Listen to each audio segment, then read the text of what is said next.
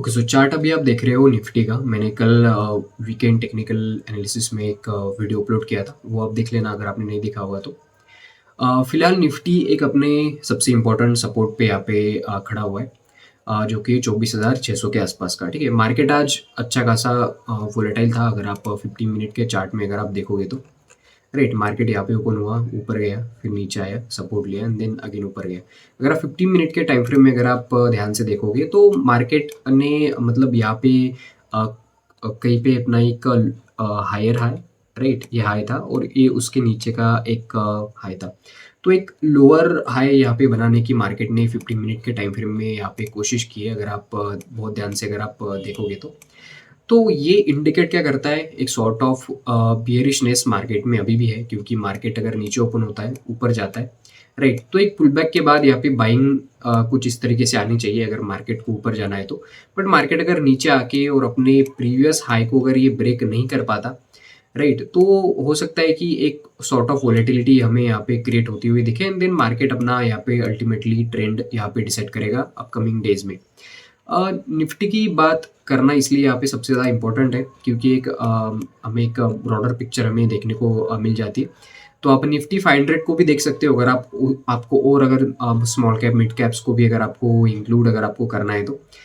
अभी फिलहाल जो मार्केट यहाँ पे एक सिचुएशन में बेसिकली यहाँ पे खड़ा है। तो अगर ये लेवल अगर ब्रेक होती है, मान लो कल के दिन 24,600 की, तो एक अच्छी खासी एक मतलब डाउनसाइड हमें पॉसिबल यहाँ पे नज़र आता है, जो कि है अगेन फिर से ये 70-80 पॉइंट का एक फ्लैश हमें सेलिंग यहाँ पे दिखेगी।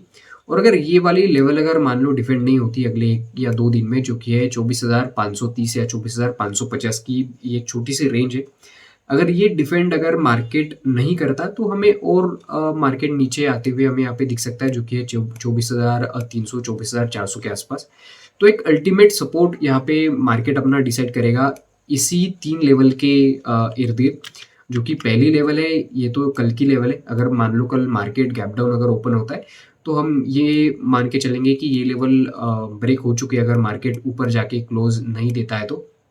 बट मार्केट अगर नीचे आके अगर क्लोजिंग देता है इस लेवल के नीचे, तो हमारे लिए सबसे ज़्यादा इंपॉर्टेंट फिर ये लेवल हो जाएगी, जो कि 24,550 24,530 की एक छोटी सी रेंज एंड देन उसके बाद 24,400 एंड उसके बाद फिर 24,350। तो ये सबसे इम्पोर्टेंट रेंज हमारे लिए अभी फिलहाल तो यहाँ पे बन रही है निफ्टी में। अगर ये अगर ब्रेक दे एंड देन फिर उसके बाद मार्केट एक नेगेटिव टेरिटरी में यहाँ पे फाइनल इंटर हो जाएगा, फिर ये ऊपर जाने के लिए फिर बहुत ज़्यादा यहाँ पे स्टक करेगा। एंड द रीजन बिंग, क्योंकि फिर ऊपर जाने के लिए मार्केट को फिर हर एक कैंडल के बाद यहाँ पे रेजिस्टेंस फेस करने पड़ेंगे, क्योंकि अगर आप देखोगे तो मार्केट इस वीक अच्छा खासा यहाँ पे बुलिश था और फिर इसके बाद ये वाला वीक जो था ये पूरा का पूरा बेरिश यहाँ पे वीक था, राइट। तो मार्केट ना फिर ऊपर जाने के लिए बहुत ज़्यादा यहाँ पे उसको रेजिस्टेंस यहाँ पे फेस करने पड़ेंगे, जो कि अल्टीमेटली यहाँ पे ट्रेडर्स को पसंद नहीं आएगा अगर मार्केट ज़्यादा वोलेटाइल हो जाता है तो।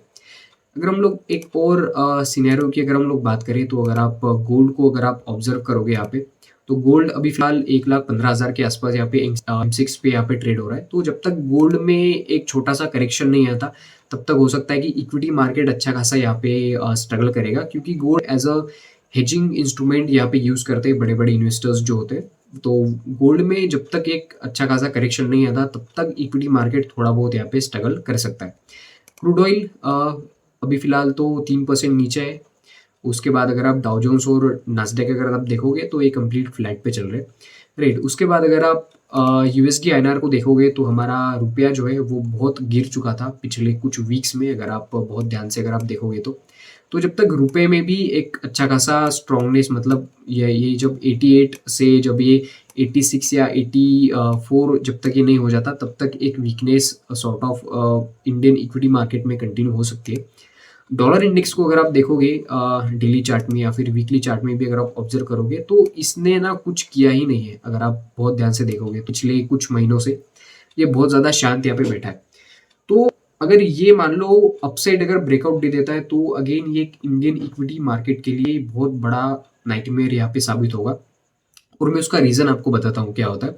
अगर यूएस डॉलर अगर यहाँ पे स्ट्रांग हो जाता है, तो जो इन्वेस्टर का कॉन्फिडेंस है वो अमेरिका में वापस जाएगा, राइट। वो फिर से डॉलर खरीदेंगे, अपनी पीडीएस को बेचेंगे या फिर अपने गोल्ड को बेचेंगे, अगेन डॉलर खरीदेंगे और फिर अगर रुपया अगर उसके अगेंस्ट कमज़ोर अगेन हो जाता है, ये 89 या फिर 90 के आस-पास अगर चला जाता है, तो ये जो वीकनेस कंटिन्यू हो रही है इंडियन इक्विटीज़ मार्केट में, ये और थोड़े दिन तक यहाँ पे एक्सटेंड हो सकती है।